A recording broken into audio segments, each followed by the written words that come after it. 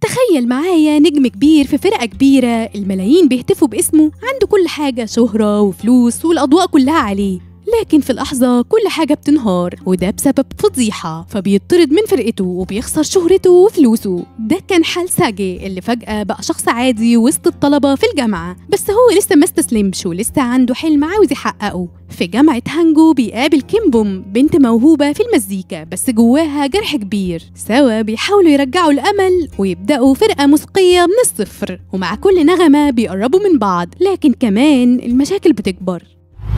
تايانج ساعتها بيشوفه وهو قريب من بوم وبيزقه بعصبية بعيدة عنها، بس ساجي بينام وسط الخناقة وتايانج بيضطر يشيله ويوديه لأوضته فوق. تاني يوم الصبح ساجي مش بيبقى فاكر حاجة من اللي حصلت، وتايانج بيحذره إنه ما يتعاملش مع بوم بالشكل ده تاني. بعديها ساجي بيروح لسوكهي وبيسأله عن سبب تجسسه عليه، لكن سوكهي بيلف وبيدور وبيقول له ده طبعا عشان حمايتك من اللي بيكرهوك. بس لما بيواجهه إنه بيراقب بوم كمان، سوكهي بيقول له يسيب الجامعة لو مش عايز كيم بوم تتأذى، من غير ما يوضح له السبب الحقيقي. ساجي ما بيسمعش الكلام وبيبعت رسالة لسانغ هيون عشان يحذره يبعد عن بوم، وبعدها بيروح يراقب بوم عشان يحميها وبيحضر معاها صف الموسيقى، لكن بيكون نايم الوقت كله ومش بيركز في الفصل. بعدها بوم بتلاحظ انه بيراقبها فبتتخانق معاه، وفي الاخر بتستغل انشغاله بمكالمة وبتقدر تهرب منه. في مكان تاني المدير التنفيذي سانغ هيون بيقابل والد تايانج وبيبان انهم اصدقاء، وبيقول له في الوقت ده انه محتاج يتكلم معاه عن الحادثه اللي حصلت من 6 سنين. بنعرف بقى ساعتها ان لما سانغ هيون كان سايق وهو نايم وحصلت الحادثه، والد تايانج كان راكب معاه في العربيه والاتنين كانوا شاربين شويه. كيم بوم كانت في العربيه التانيه اللي خبطوا فيها وكانت لسه عايشه وبتطلب المساعده، لكن علشان كانوا خايفين يتورطوا بتهمه القياده تحت تاثير الكحول قرروا يسيبوها وما يساعدوهاش. سانغ هيون بيقول لوالد تايانج إن ساجي ممكن يكون شاف الحادثة وقتها، وده معناه إنه ممكن يكون شاهد. كمان بيكشف له إن الست اللي ماتت دي هي والدة بوم اللي هي تبقى صاحبة ابنه. والد تايانج بيتصدم وبيتفاجئ أكتر لما بيعرف إن ابنه ساكن مع الاتنين دول في نفس البيت. نرجع للجامعة، ساجي بيدخل أوضة الفريق وبيعلن خبر حلو للكل، وهو إن فريقهم هيكون أول فريق يأدي في المهرجان الجاي في الجامعة. بس الفرحة ما بتكملش، لأن ساجي وتايانج بيتخانقوا على مين اللي هيبقى القائد بتاع الفريق ومين هيبقى عازف الجيتار الرئيسي. الخناقة بتكبر أكتر وبوم بتزعق فيهم عشان يهدوا، وبعدها بتقرر تنظم رحلة للفريق علشان تقوي الروح الجماعية بينهم. جينا بناء على طلب ساجي بتجيب عربية كبيرة علشان يخيموا جنب البحر، وبيقدروا يقنعوها إنها تيجي معاهم في الرحلة. أول ما بيوصلوا للمكان، ساجي بيفضل ماشي ورا بوم في كل حتة، وده بيعصب تايانج منه أكتر وبيبدأ خناقة معاه. كيم بوم بتتدخل وبتحاول توقفهم بس بتقع في المية. ساجي بينط عشان ينقذها بس مش بيقدر يشيلها. تايانج هو كمان بينزل بسرعة وبياخدها منه وبيطلعها من المية. ساجي وهو طالع من المية بيتزحلق وبيخبط دماغه في صخرة، وده بيخليه يفتكر ذكريات من الماضي لما فقد بصره في المستشفى. ساجي بيشوف تايانج وهو بيستعد يعمل إنعاش لبوم، فبيفوق وبيجري يقوم بسرعة عليه عشان يوقفه. في النهاية الاتنين لما بيشوفوا اللي حصل لبوم بسببهم بيقرروا يتصالحوا وما يعملوش مشاكل مع بعض تاني. بوم بعديها بتقرر تبقى هي قائدة الفريق وبتوزع الأدوار عليهم. بتدي ساجي دور عازف الجيتار الرئيسي وبتخلي تايانج يختار الأغنية اللي هيقدموها في المهرجان. وقتها بقى جيوري بتوصل وهي قلقانة على بوم جدا وبتسألها ازاي غرقت وهي بتعرف تسبح كويس، وبتكشف ان بوم في الحقيقة سباحة ماهرة وشاركت في مسابقات قبل كده. ساعتها الاتنين بيفهموا ان بوم كانت بتمثل علشان تخليهم يتصالحوا.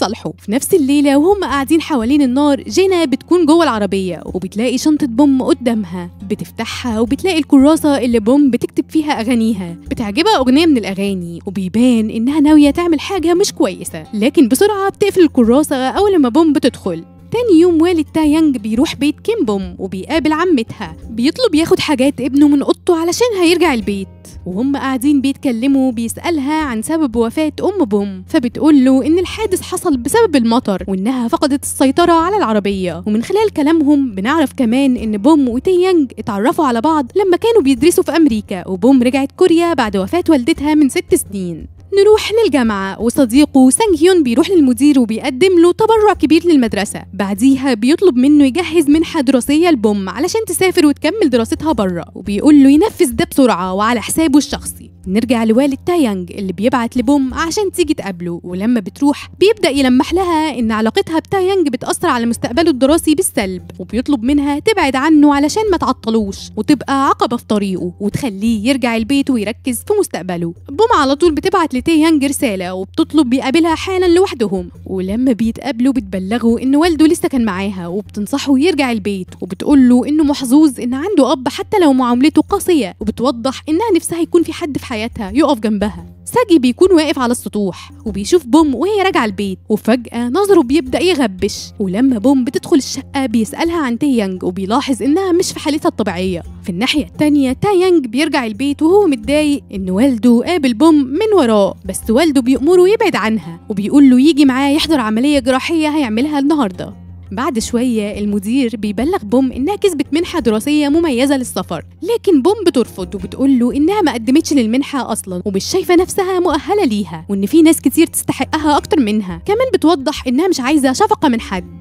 في الناحية التانية تايانج بيروح يحضر العملية مع أبوه، لكن أول ما بيشوف الدم بيتوتر وبيتخض وبيبدأ يفتكر لحظة من الماضي لما رجع البيت وهو صغير ولقى والدته منتحرة. المشهد بيفقده السيطرة على نفسه ومش بيقدر يتنفس، فبيخرج من أوضة العمليات بسرعة. والده بيلحقه وبيضربه وبيقول له إنه مكسوف إن عنده ابن زيه ضعيف بالشكل ده. بعدها تايانج بياخد قرار نهائي إنه يسيب الطب وبيمسك قطعة إزاز علشان يجرح إيده بهدف إنه يخلي والده يفقد الأمل في إنه يخليه جراح تاني. والده بيتصدم ومش بيعرف يتصرف، بس اللي بيجي يمنعه في اللحظة الأخيرة هو ساجي اللي كان في نفس المبنى علشان يكشف على عينه. ساجي بيقول لتايانج إن اللي مش عايش الحياة اللي هو عايزها هو اللي بيخسر في الآخر، وإن ليه يأذي نفسه ويدمر حلمه عشان والده. ورغم اللي حصل تايانج بيرجع يشارك في تمارين الفرقة. كل الفريق بيبدأ يتدرب جامد على الأغنية اللي هيقدموها في المهرجان، وتحت قيادة بوم مستواهم بيتطور بشكل ملحوظ في أيام قليلة. وفي ليلة من الليالي بوم بيروح عليها نومة في أوضة الفرقة، وساجي بيقرر يفضل معاها عشان يحميها. ولما بتصحى على الساعة 3 الفجر بتتوتر لما بتعرف إن أبواب الجامعة مقفولة ومفيش حل غير إنهم يباتوا هنا. ساعتها بوم بتفكر ساجي إنه لسه ما اعتذرلهاش عن قربه منها وهو سكران، لكنه بيرد إنه مش ناوي يعتذر لأنه عمل كده علشان بيحبها مش علشان كان سكران. بعد كده بيقعدوا جنب الشباك وبوم بتحكي له عن حلمها السري، وهو إنها عايزاه يكون أول فنان ليها تنتج له أغانيه وأعماله كمنتجة، وبتقول له كمان إنه لازم يطلع من جديد ويثبت للعالم إن ساجي لسه موجود.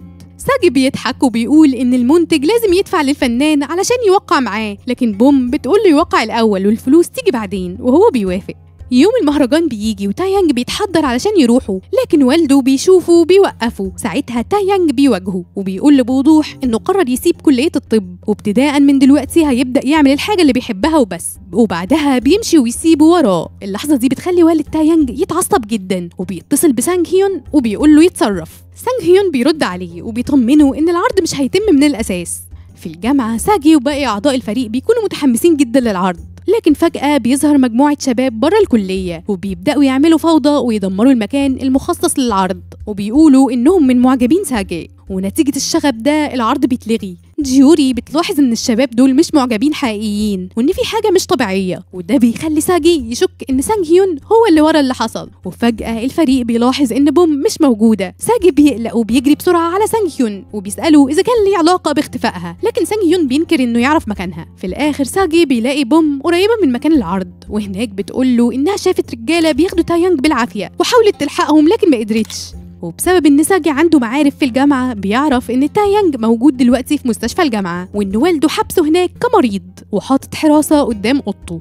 فهو والباقيين بيروحوا المستشفى علشان ينقذوه، وهناك بيشوفوا مريض في حالة حرجة بيترفض دخوله للمستشفى لأن مفيش سرير فاضي. فبيجي لهم فكرة وبيعملوا دوشة كبيرة وبيقولوا إن والد تايانج بنفسه هيتكفل بعلاجه. وأثناء ما والد تايانج كان مشغول بالمريض وأهله، الفريق بيطلع تايانج من أوضته وبيبعتوا المريض الجديد مكانه. تايانج بيقدر اللي أصحابه عملوه عشانه، لكنه بيقول لهم إنه قرر يسيب الفرقة خلاص علشان مش عايزهم يتأذوا بسببه، لكن الفريق بيقنعوه إنه يكمل معاهم، وفعلا بيعملوا أول عرض ليهم في الشارع قدام المستشفى كنوع من التشجيع لنفسهم. أما بقى سانج هيون شره مش بينتهي، فتاني يوم بيرد بحركة خبيثة وبينشر بوست على السوشيال ميديا بيتهم فيه ساجي إنه بيحتقر معجبيه وإنه دفع لناس يمثلوا إنهم فانز علشان يزود عدد الحضور في الحفلة بتاعته. البوست ده بيخلي مجموعة من المعجبين يروحوا يحتجوا قدام بيت بوم، والموقف بيخرج عن السيطرة وبيقتحموا البيت وبيبهدلوه. ساجي وهو مفزوع من اللي حصل بيضطر ينط من فوق السطح علشان يهرب منهم. نروح لشركة جو اند جو. جينا بتقع في ورطة لما الشركة بتكتشف إن لحن الأغنية الجديدة لفرقة ذا كراون مسروقة من أغنية قديمة، وبما إن فاضل أسبوعين بس على إصدار الأغنية دي بيبقى لازم تلاقي بديل فورا في أسرع وقت.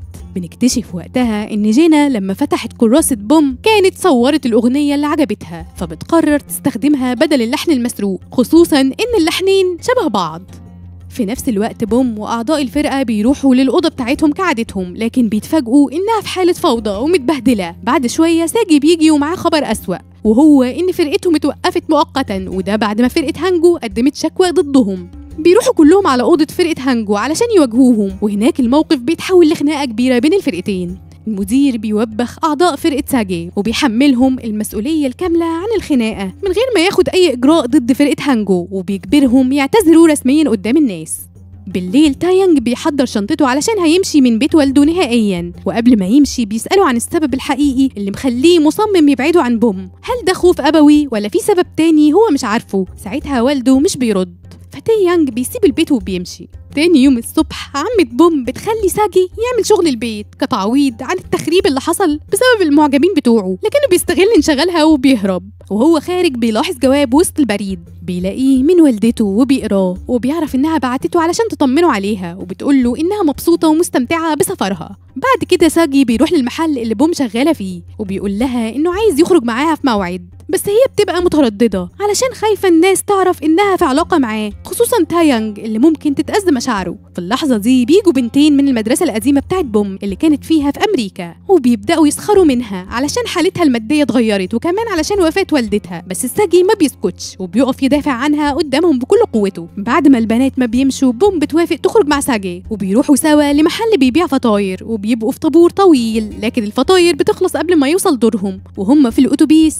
بنت مراهقة بتدي ساجي الفطاير بتاعتها وبتقول له إنها واحدة من معجبينه، وإن أغانيه أثرت فيها جدا لدرجة إنها بطلت تسمع ذا كراون من بعد ما هو خرج منها. الكلام ده بيلمس ساجي وبيأثر فيه جدا. في نفس الليلة بوم بتعزف لحن أول أغنية ألفتها لساجي وبتقول له إنها عايزاه يغنيها معاها. ساعتها ساجي بيحكي لها عن الحلم اللي بيشوفه كتير ليها واللي فيه نفس اللحن ده، وبيقول لها انه حاسس ان القدر هو اللي وصله ليها. واثناء اللحظه دي تايانج بيكون معدي وبيشوفهم سوا، فبيعرف انهم بقوا يتوعدوا وده بيزعله جدا. بعدها بوم بتطلب من ساجي يجي معاها يزوروا والدتها بكره، وهو بيوافق. بعديها بتكمل كلامها وبتفتح له قلبها لاول مره، وبتحكي له عن القرار الصعب اللي اخدته يوم وفاه والدتها لما كانت في حاله موت دماغي، وانها وافقت تتبرع باعضائها. الكلام ده بيفاجئ ساجي وبيسبب له صداع شديد، وبيبدا يربط بين الواقع وبين الاحلام والرؤى والذكريات اللي بيشوفها من اول لما سكن في بيت بوم. تاني يوم ساجي بيروح يسال عمة بوم اذا كانت بوم اتربت في البيت ده من وهي صغيره، وهي بتاكد له انه فعلا البيت ده هو اللي اتربت فيه. كمان بتقول له ان والدتها ماتت في حادثه عربيه اثناء اعصار من 6 سنين واتبرعت باعضائها ومنهم القرنيه بتاعت عينيها. ولما ساجي عرف ان تاريخ وفاتها هو نفس اليوم اللي عمل فيه عملية زراعة القرنية وفي نفس المستشفى كمان، بدأ يربط كل حاجة ببعض وشكوكه كلها اتأكدت، وفهم انه اخد القرنية بتاعت والدة بوم. كمان بيفتكر اللي حصل يوم ما ضرب سانج هيون والكلام اللي اتقال وقتها، وانه اتهموا انه قتل والدة بوم.